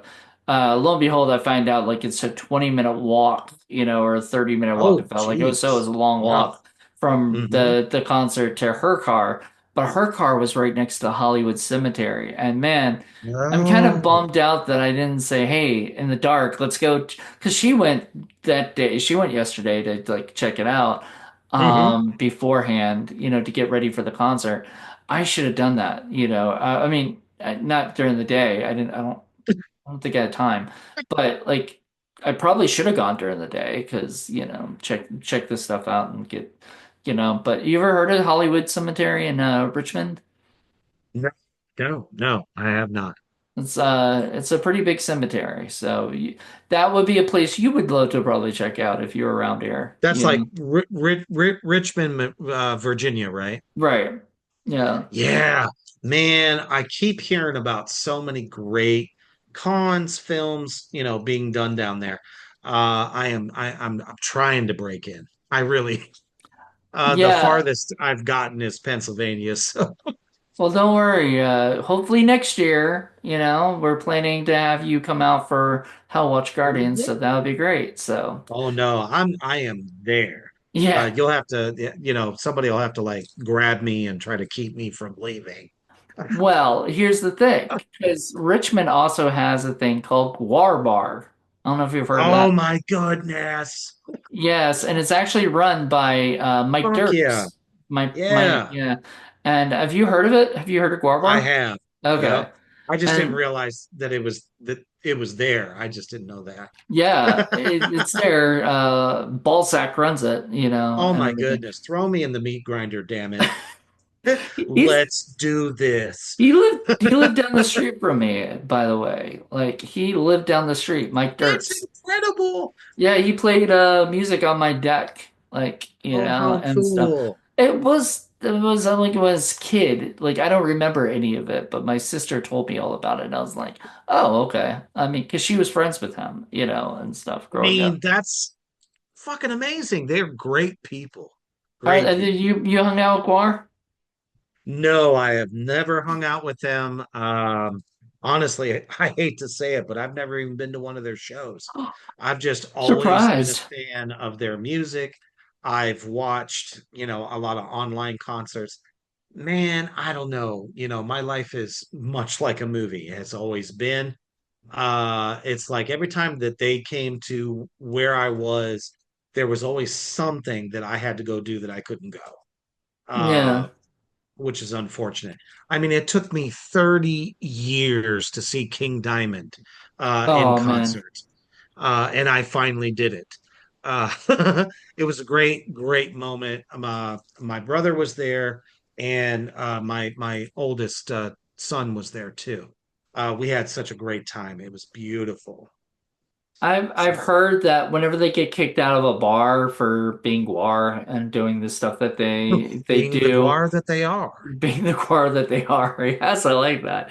That they actually come back as Rog, which is like guar backwards, oh, that's so and cool. but they don't do That's a good the way to get in. they do, and they use, I mean, because just like you were saying with your group doing the Slipknot thing and kind of dressing up and everything, they dress up in their stuff. But when they come as Rog, they come as themselves, Right. and so nobody knows that Like, who's they, that? yeah. So I think maybe they know now, probably, Oh, but yeah, back then yeah. they would do that, and I think that's awesome. Like because they need work, like they need Yep. to entertain, and I guess people who are big fans of Guar will know what ROG is, Yeah, and they of play the same course. music. They just don't do the acts of like Right. the stuff that gets them thrown out. You know. Well, I just want to ask real quick, like, what Sure. what projects do you have coming up that you are most excited about sharing with us? Oh my goodness. Quite a few. It's going to be a busy year, for sure. My Blade is Your Salvation, by James Dean. It is 50,000 shades of wrong in so many ways. It's obviously a slasher film, but it's done in a very specific way. And if you're familiar with James Dean's work with like Triple Xmas, it's definitely going to be over the top. And the fact that he asked me to be in the film was just an honor, because I had done a spaghetti western called Down the Long River, which should be out the first half of 2026. He was involved, he was part of the crew. He wasn't the director or writer, but he had helped out with it. And it was a wonderful experience. And to be able to have him direct me is just a huge honor. Let's see. Not There Yes, is I've heard. Yeah. another one by NC-17 Josh Wynn. Um, I get to kind of sort of, and this is kind of the cool part. Because I told him, I said, I don't want to be Reaper. Don't make me do that because I've already done that, a Enough. You're couple done. times. Yeah. Yeah, especially, Stoner Snake and Killer Cox. I'm like, all right, I don't want that spotlight on that character. I want to be something different. I want to be darker. I want to be more devious.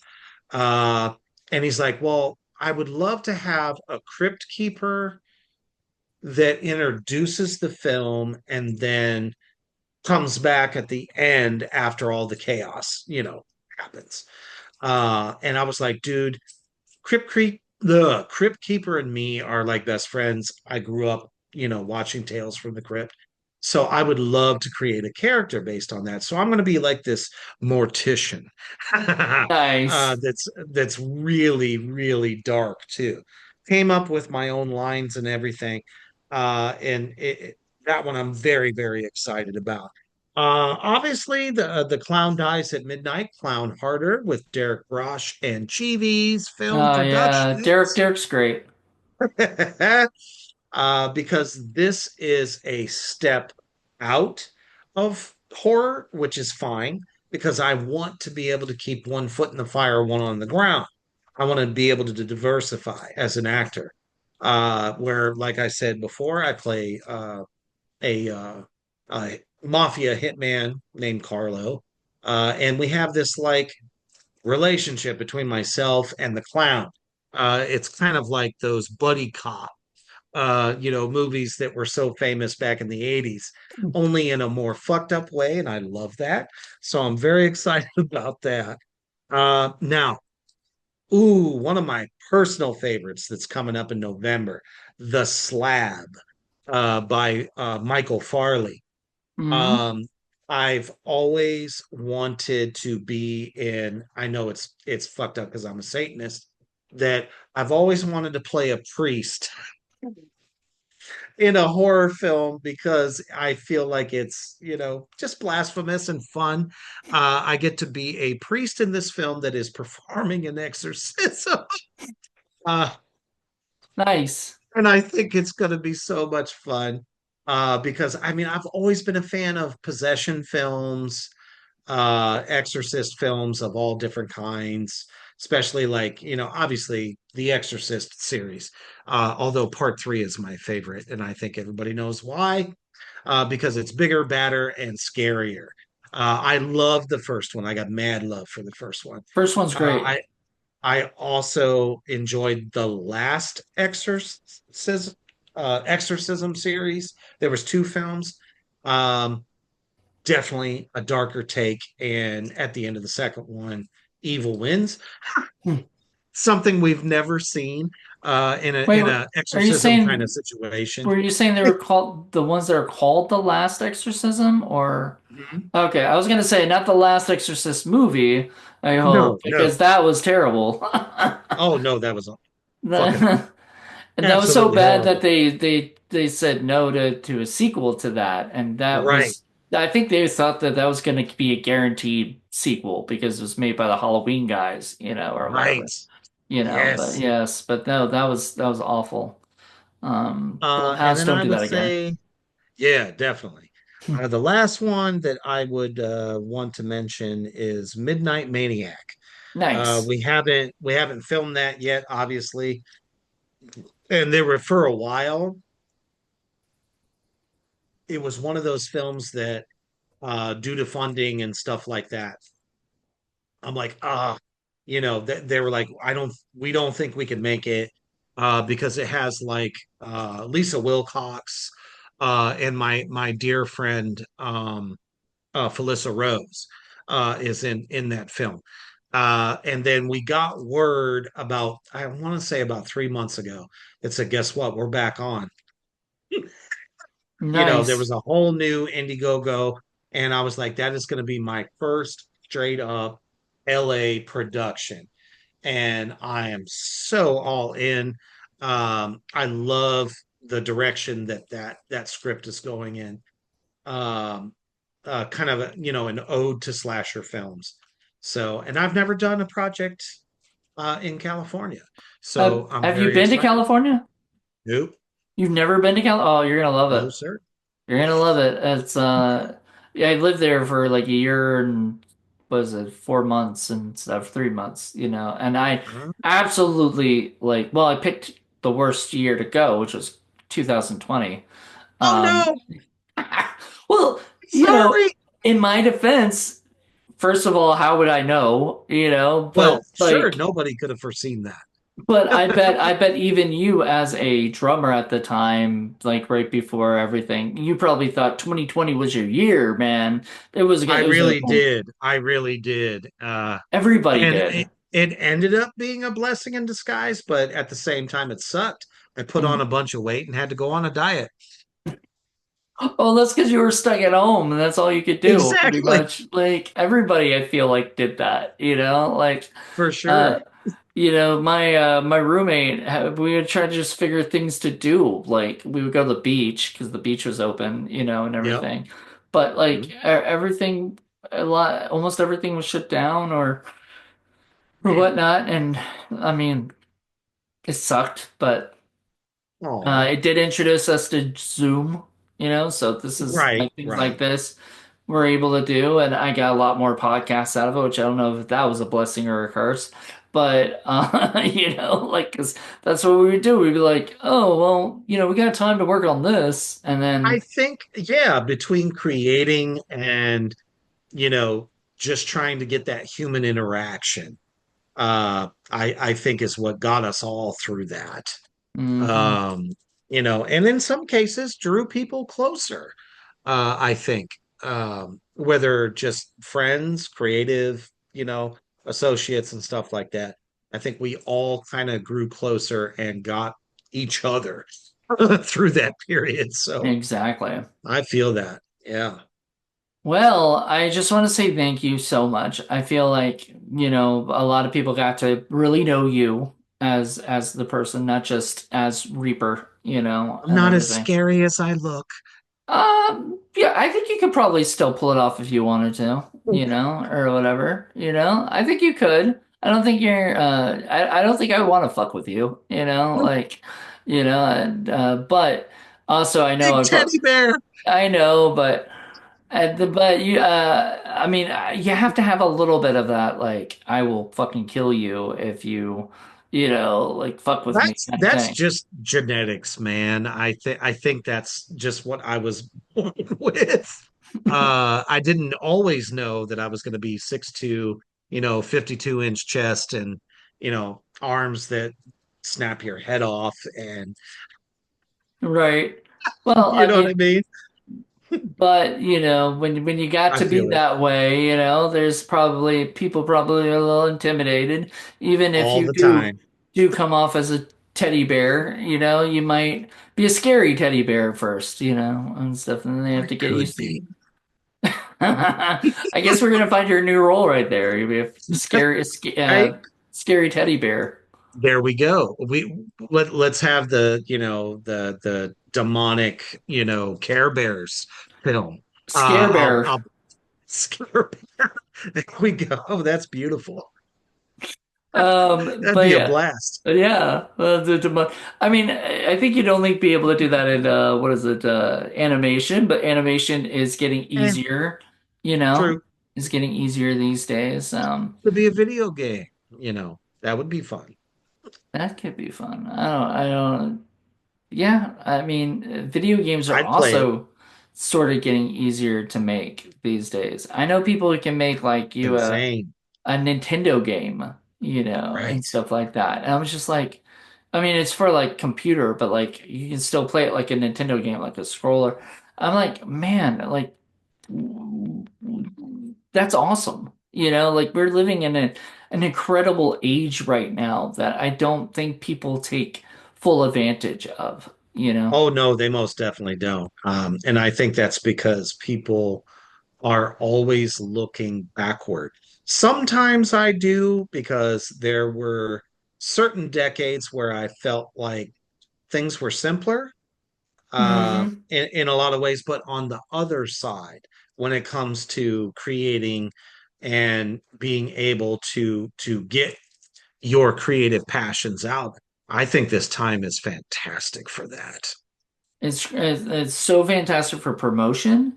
It's so Yes, fantastic for art, definitely. The technology keeps getting better and better and better and cheaper and cheaper and cheaper. So like I feel like Yep. you can shoot stuff on your iPhone. Like you can, like Right. I've and done and many remote role that way. and they look good. So They don't look they like do. They look they, professional. yeah. And so it's just like it's insane to think that like we live in this age where, and so the excuse, to make something, even a short film, Hmm. is just more of laziness to me a lot of times, unless, or I agree whatever. with that. Uh, Unless it is expensive, like Hellwatch Guardians will be a little bit more expensive, so we are trying to raise funds for that. But and I will it's definitely help okay. I appreciate without that. a doubt. We're not gonna do crowdfunding. I can't do crowdfunding anymore. It just Oh, don't we've worry done too about many of that. those. Yeah. Mm-mm. I'll still That's help though. yeah, thank you. I appreciate that. Because that's the thing. Like I love crowdfunding and I support crowdfunding. I give to ones that I feel like, that they need a really good push and everything.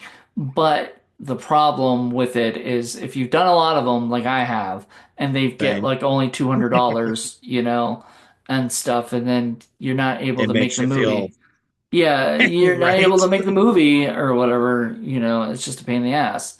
You're still trying to raise the funds, for whatever project. So it's a pain in the ass, but I still love crowdfunding. I still love people going out there to do it. And I don't, there's a lot of the stigma against people who pay for play, and I think, dude, if and that's up to them, and that's up to the filmmakers, right? If the filmmakers are offering For it sure. and somebody wants it, then why even diss on the people doing it, or whatever, you know what I mean?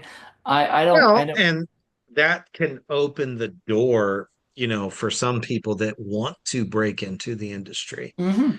Um, you know, but at the end of the day, though, if they don't have the talent, if they can't, bring that role uh the way that the director wants it, that's kind of unfortunate. And I Yeah, think that's the one drawback to that. Um, but at yeah. the same time, it's cool. I don't know. It's weird. It's like a 50-50. I You know what I mean? I've seen some people. Okay, so I will say one name because I'm going to be giving him praise, but Rudy Ledbetter. He Oh, does. Rudy's awesome. I love him. Rudy almost feel like he shouldn't have to do this anymore, like because he's sort of a name now. But he doesn't not because he has to. He does Right. it because It's he because he wants wants to to. contribute to the Yes. the the film being made. And I don't see anything wrong with that. I No. still take, you know, producer credits for films I'm not even in, Right. or special thank yous, or IMDb this, IMDb that. Uh, just because if there's a film that I'm seeing that's being made, and if I feel better myself, if I can help contribute to that and maybe see it come to fruition, that makes me feel good because Yeah. it's a great story.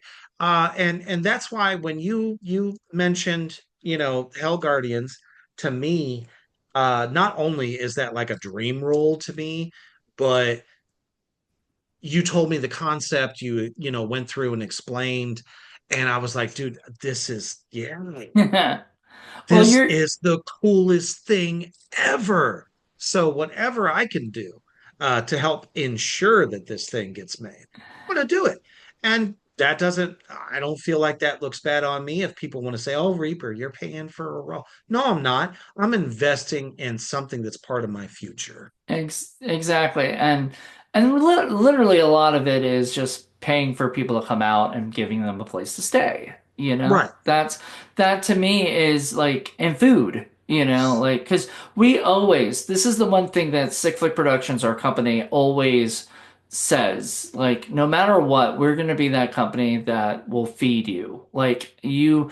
I've heard so many horror stories, and I've been on some sets where they didn't feed you at all. You had to go buy Oh, your own food sure. Yeah, and there's stuff. definitely been some And I'm like, for sure.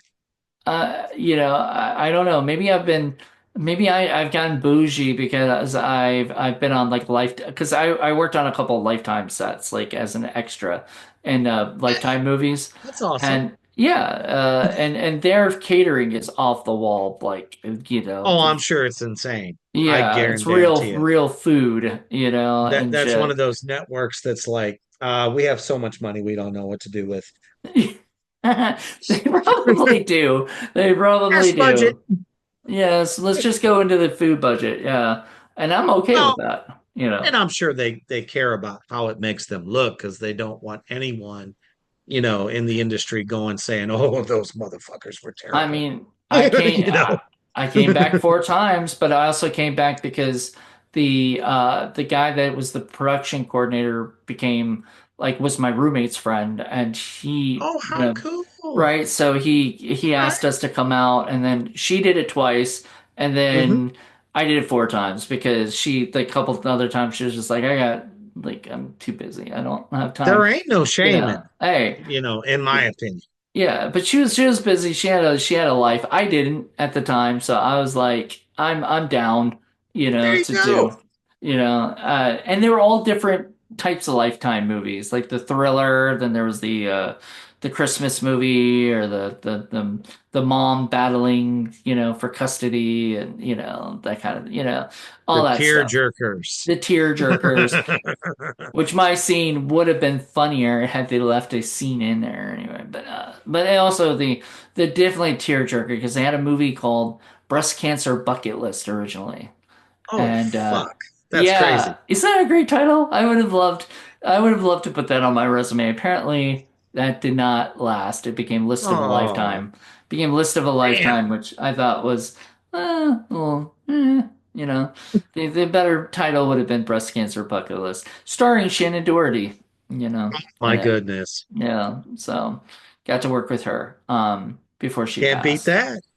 that. So anyway, thank you so much once again.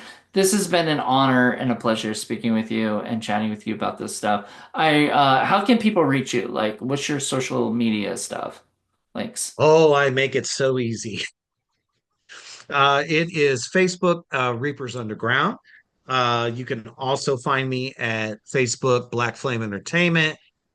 Steve Livengood on Facebook as well. That's my I guess my private page. But give me a friend request. Do you I do it's go ahead. ins do you do Instagram as well? I do. It's Instagram, Reapers Underground, super easy to find, as well as Black Flame Entertainment. And then on YouTube as well, Reapers Nice. Underground. Yeah, TikTok? Same thing. Okay, so you Reapers do Underground TikTok. 666. That's Nice. the tag on that one. Awesome. We'll have to follow each other. Please You do. know, I Absolutely.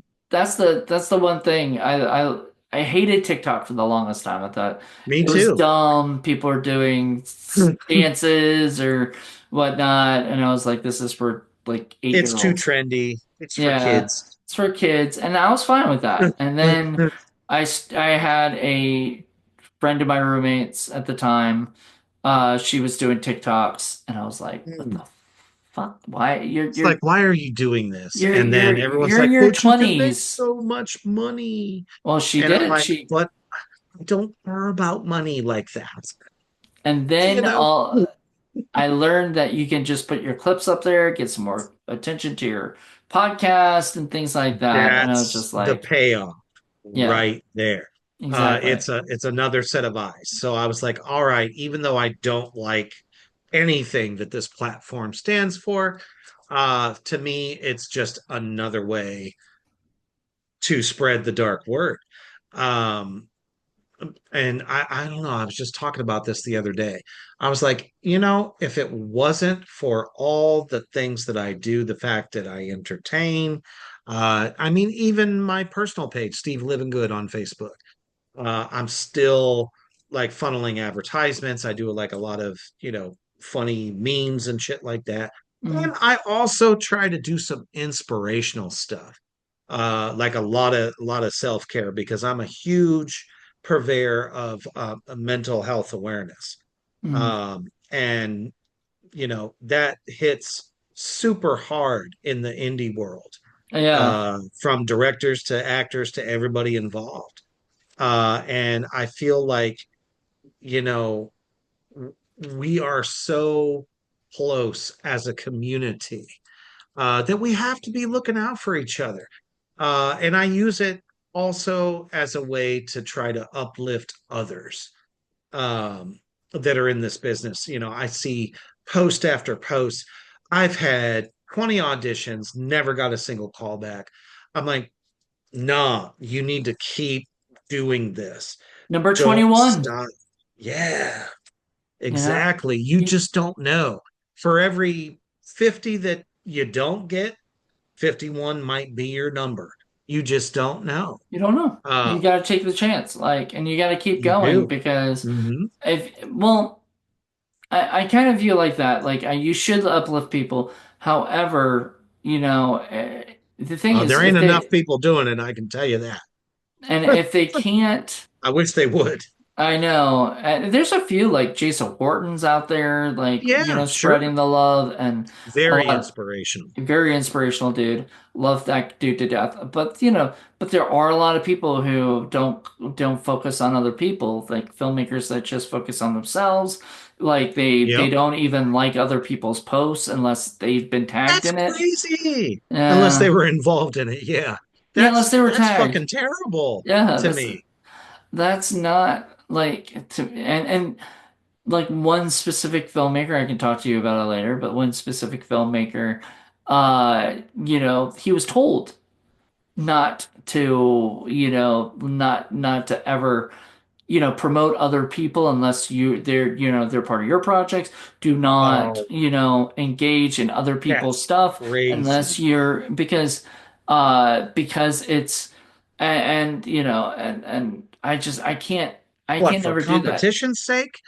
I don't know. And No. the craziest thing for me is how, like, when I first started in the Independent Corner radio show, this is the Indie Corner, which is a little bit Mhm. different, but like when I started the Independent Corner, I was there trying to just, chat with people, and it was helping me, but it was helping others because it was helping me like Sure. learn about the film business, Yeah, and stuff. But it was also helping me, or helping them, get awareness and get help out, whatever. And so, I mean, you never know who's listening, it's true. to it.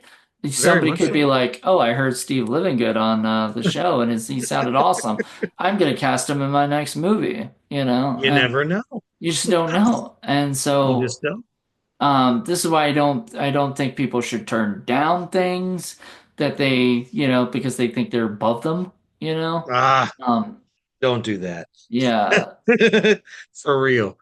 there's a lot with it. So it's just I feel like this industry, it gets bigger and bigger every day, and Does. we've got to be all inclusive to every I say to almost everybody because there are some rotten apples, and everything, Sadly, yes.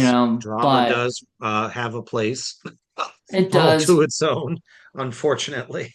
But I'm pretty loyal. Like if unless somebody really fucked me over, Oh, yeah, I sure. won't, I I'm don't, the same way. I give everybody a chance, yep. knowing that everybody does have that ability to screw you over at the end of the day. Hmm. And I've had it happen. I'm not going to mention names, but it has happened. Um, and it's also important to know your worth at the same time.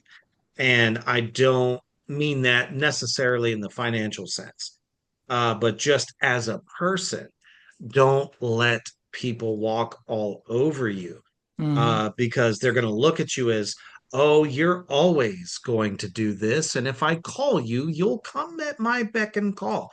No, know your worth and know what you bring to the table, no matter Exactly. what set you're on.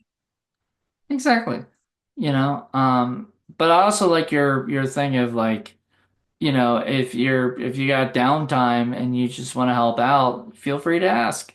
It doesn't What's it hurt. hurt? I Yeah. mean, that's you trying to create, no, not create. That you're open and willing to help out because you care about what it is that you're doing. You Exactly. care about the film, and that makes a director feel great. Yeah. Most directors want people who are going the extra mile and stuff like that, other than You should want people. to, Yeah. in my opinion. Yeah, exactly. But just everybody's different in their own way. Some people are very, Yes. especially actors, very, they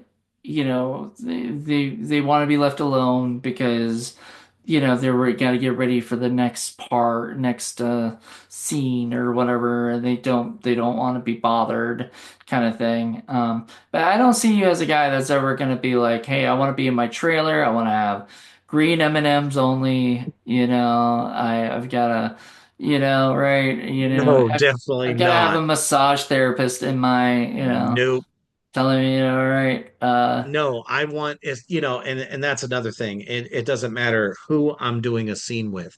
I want to sit there and I want to help them be as successful. And at the same time, I'm getting my lines out as well because that chemistry is so important because if it's not believable, people who are watching that film are going to notice. So why would you want to be by yourself? I don't get that. well, Um, Even if you know your part to the ends of the earth, you should still get to know everyone that is working on this passion project. there's some people that, are just not, I guess, gifted in that of like, like that energy level, that you're just Which is saying fair. with the people. So I knew a person who said she just, she did not enjoy working on a film because she had a partner, scene partner, who just did not match her energy level, and they Oof. wouldn't get on the same thing. When you see the movie, you can tell. I mean, you can definitely tell, and she does a great job, but he Hmm. he didn't, and it's because he wasn't, as, as, I mean, I hate to say it, as talented or whatever, but Sure. you know, but that's, I mean, I like that you're trying to help other people to get to that, to get on that Yeah, level, and stuff. absolutely. You want your scene partner to feel that with you and everything, and The I think the that's more wonderful. comfortable that they are, you know what I mean? And you're pumping each other up. Like that was one of the greatest things about the grind set.